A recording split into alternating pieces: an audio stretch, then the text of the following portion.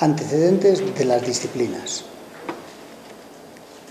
Desde antiguo existieron procedimientos capaces de llevar a las personas hacia estados de conciencia excepcionales en los que se yuxtaponía la mayor amplitud e inspiración mental con el entorpecimiento de las facultades habituales.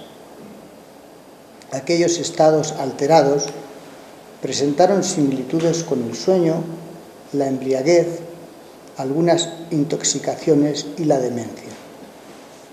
Frecuentemente la producción de tales anomalías fue asociada con entidades personales o animales, o bien con fuerzas naturales que se manifestaban precisamente en esos paisajes mentales especiales. A medida que se comenzó a comprender la importancia de aquellos fenómenos, se fueron depurando explicaciones y técnicas con la intención de dar dirección a procesos que en principio estaban fuera de control. Ya en épocas históricas, en las distintas culturas y con frecuencia a la sombra de las religiones, se desarrollaron escuelas místicas que fueron ensayando sus vías de acceso hacia lo profundo. Todavía hoy, en la cultura material, en los mitos, leyendas y producciones literarias, se pueden apreciar fragmentos de concepciones y prácticas grupales e individuales muy avanzadas para las épocas en que esas gentes vivieron. A lo profundo se llegó por el lado de las anomalías y también intencionando otros estados, como pasó con algunas religiones que tuvieron raptos de inspiración. Se las arreglaron para tomar contacto con lo profundo, y a veces sin la acción de agentes externos que no podrían controlar, como la acción de las drogas. Restos de la búsqueda hacia lo profundo tenemos en la alquimia, en alguna práctica sostenida del budismo, y por lo que nosotros sabemos, muestran un proceso intenso. Se busca la transformación personal a través de una vía mental. Encontramos también restos de prácticas profundas de tipo energético en los cultos dionisíacos, que fueron abolidos por el cristianismo triunfante, aunque esto no sea de todo cierto, porque el dionisismo dio mucha pelea a lo establecido y por tanto fue también perseguido ya en la antigua Grecia. Si damos un salto, nos encontramos en India con las Shivitas, que no tenía que ver con el dionisismo, y sin embargo tenía líneas de experiencia similares. Cuando surgen las mismas cosas en distintos lugares, algunos antropólogos creen que se han trasladado esos descubrimientos y pautas culturales de un lugar a otro. La realidad que es en distintas culturas se pudo haber llegado a registros similares. Esa simultaneidad de registros, sin influencia directa de unos en otros, se explica por contacto directo con ciertas franjas comunes de lo profundo, registro que se traduce en imágenes similares. Interesante. Preparación. Los oficios preparan para entrar en el trabajo de las disciplinas. Un oficio enseña a proporcionar internamente, a hacer equilibradamente. Se va adquiriendo proporción interna gracias a ese trabajo externo, mientras aparecen problemas de exactitud y de detalle. Hay un tono que asocia estados internos con operaciones externas. Una disciplina, en cambio, muestra un cambio de transformación interna. En los oficios se trabaja tratando de lograr pulcritud, proporción y orden, al mismo tiempo que se va logrando permanencia. Acá hay una llamada. Se aprende a trabajar equilibradamente y estos oficios pueden tener distintas temáticas. Pueden ser materiales, plásticos o perfumería, etc. Tienen sus reglas de trabajo, sus trucos y secretos de oficio. Lo único que hemos trabajado nosotros es alfarería, metales y por último los vidrios. Es una franja de trabajo que tiene que ver con los hornos, referido a sustancias que se transforman. Es distinto a la perfumería donde los fuegos son escasos. Solo se usa fuego cuando se preparan esencias y perfumes por medio de la destilación. Pero en toda la perfumería, excepto la sintética, el fuego no participa. En los oficios que conocemos más de cerca hay fuegos. En las cerámicas el fuego es esencial. De todas maneras, es un interesante trabajo este oficio material y también el prolegómeno sobre esto, el trabajo sobre el fuego, que nos permite reproducir cómo se originó y cómo se produjo. Se lo inventó mucho después de haber aprendido a conservarlo. No se trataba de robar y conservar el fuego, sino de producirlo. Trabajamos las distintas formas de conservación, pero es la producción la que requiere más pulcritud. Si un ciudadano intenta producir fuego ahora, no le resulta fácil. El trabajo con el fuego y con los hornos es importante. El tema de los oficios es muy amplio y nosotros andamos en los comienzos de esto. Se va adquiriendo proporción interna gracias a este trabajo externo mientras se aprende. En general, decimos que la gente que se acerca a una disciplina debe tener manejo mínimo de algún oficio. Será bueno disponer de talleres en los parques, centros de estudio y trabajo, y que la gente pueda trabajar en ellos. De ese modo, podrá relacionar lo que pasa en la cabeza con este tipo de trabajos. Esos mismos talleres, con pequeñas modificaciones, servirán también a la disciplina material.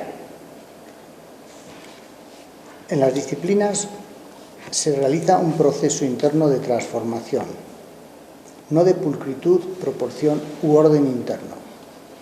El trabajo disciplinario es calmo y se plantea sin plazo fijo, tratándose más bien de un camino que se recorre durante toda la vida. Para entrar en las disciplinas se debe llegar a penetrar el lenguaje de las mismas. Este es un punto importante. No se puede entrar en tema sin una ubicación mental próxima a la que dio lugar al desarrollo de esas actividades. No se puede penetrar en los mundos de la poesía o de la mística trasladando lenguajes o dando explicaciones que no se corresponden con las experiencias propias de aquellos. Cuando hablamos de la disciplina material, trabajamos los objetos externos y la materia del propio cuerpo, tratando de desestabilizarlos. Aquí hay una nota. Sostentemos que para que haya cambios tienen que haber inestabilidad. De eso se trata. Para bien o para mal, no hay cambios en las situaciones estáticas. En las sociedades permanentes no hay cambios. Las instituciones están armadas para evitar la instabilidad. Hablamos de desestabilización del propio cuerpo, vinculada a cambios en los objetos materiales con lo que trabajamos. Cuando hablamos de la disciplina energética, nos referimos a la energía psicofísica, su generación, desplazamiento y transformación. Cuando hablamos de la disciplina mental, nos referimos al trabajo con los distintos actos mentales que se refieren a objetos mentales. Cuando hablamos de la disciplina formal, nos referimos al proceso de las formas, trabajando en su formación y transformación en el interior del operador. Las disciplinas. Las vías que hoy conocemos se apoyan en los descubrimientos que realizaron diferentes pueblos en un lapso no mayor a los 7.000 años. Esta es la diversidad de fuentes fragmentarias que no se puede pretender abarcar todo el conocimiento y la práctica de acceso a lo profundo. Nuestras 4 disciplinas trabajan con la manipulación de objetos materiales externos, disciplina material, con la energía psicofísica, disciplina energética. Acá hay una llamada. Denominamos a esta energía psicofísica porque los fenómenos psíquicos tienen un anclaje físico, no metafísico.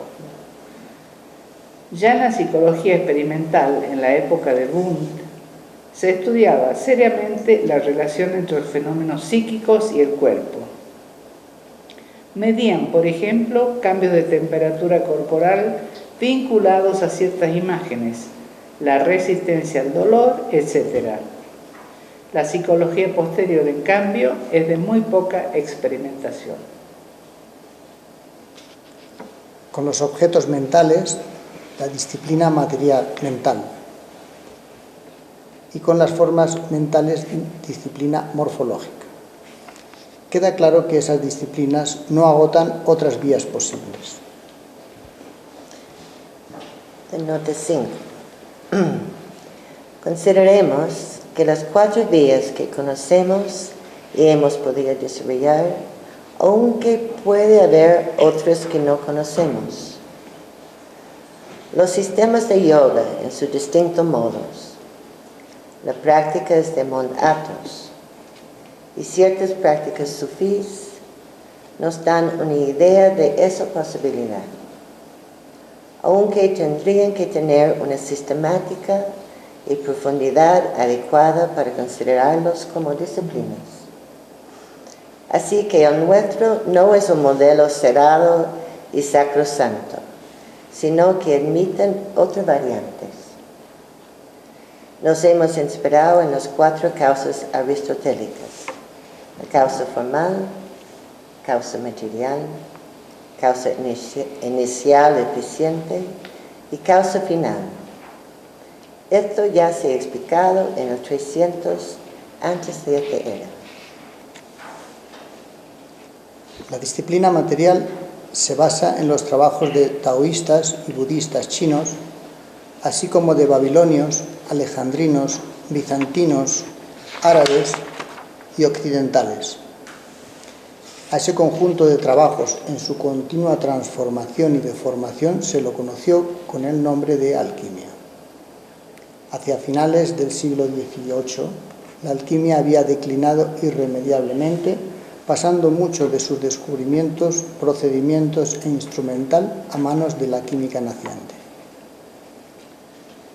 La disciplina energética busca sus raíces en el Asia Menor, desde donde el orfismo y el dionisismo se propagaron hacia Creta y Grecia, sufriendo importantes modificaciones hasta que fueron abolidos por el cristianismo triunfante.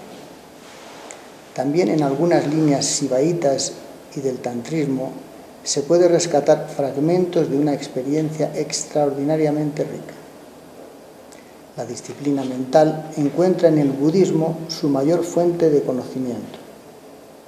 Para favorecer las distinciones entre actos y objetos mentales, apela al lenguaje riguroso de alguna corriente filosófica contemporánea. La disciplina morfológica reconoce antecedentes significativos en algunas corrientes de pensamiento preático que florecieron bajo las influencias orientales de Egipto, Asia Menor y Mesopotamia, tal el caso de la escuela pitagórica. Las disciplinas trabajan con rutinas que se repiten en cada momento de paso, hasta que el operador obtiene el registro indicado.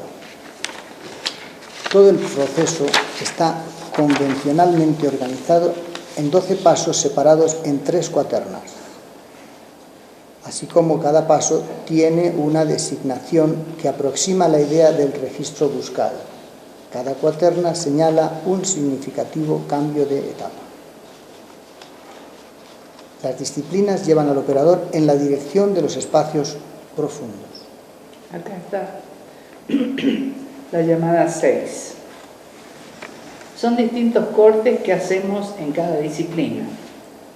Se trabaja de modo intencional, siempre con un propósito y por distintas vías.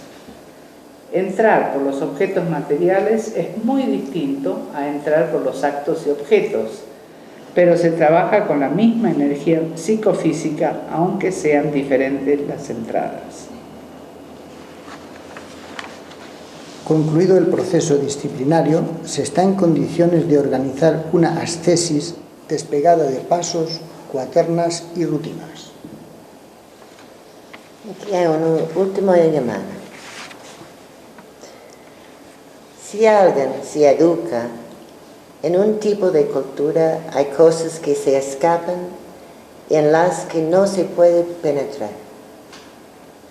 Esto proviene de la valoración social y de los códigos que uno trae consigo. Tiene que ver con una memoria actuante, con lo que se recuerda. Hay una memoria profunda que determina la forma de ver el mundo. Es el paisaje de formación. El individuo no podrá acercarse a estos temas por mero voluntarismo. Dependerá del momento histórico en que se está emplazado. Antiguamente, en la plaza pública, se hablaba de cuántos ángeles cabían en la cabeza de un alfiler. Hoy se habla de las empresas. En 1970, se sabía para dónde íbamos como tono histórico. Hoy no se sabe hacia dónde se va. Es la memoria actuante que se mete en todo, que tiene que ver con las valoraciones y las búsquedas, y no es plana. Cuando hablamos de transformaciones profundas, hacemos una suerte de sustitución del paisaje de formación, que empuja y viene desde atrás. Lo sustituimos por algo más consciente. Uno no es consciente del mundo en que se formó y, sin embargo, este paisaje actúa sobre uno mismo.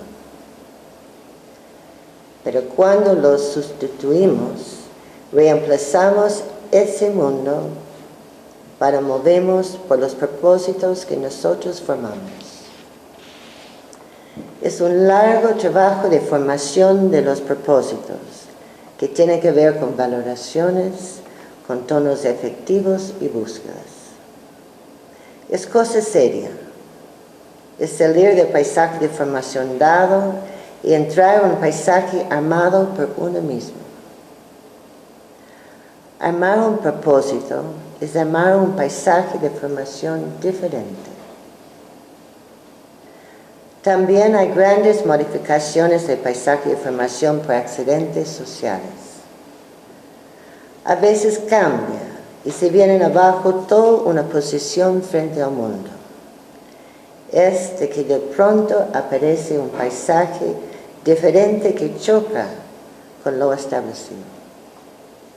Por ejemplo, hay que ver las transformaciones que se producen en la irrupción de las grandes religiones.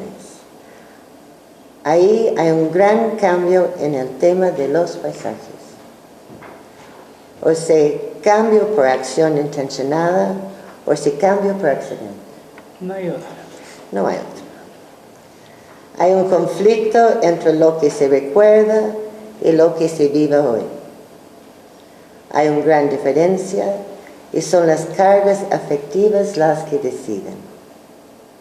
Sin la carga afectiva, nada cambia, ya que esta es profundamente sinestésica y trabaja en los sentidos profundos y sus representaciones son profundas. Ahí termino.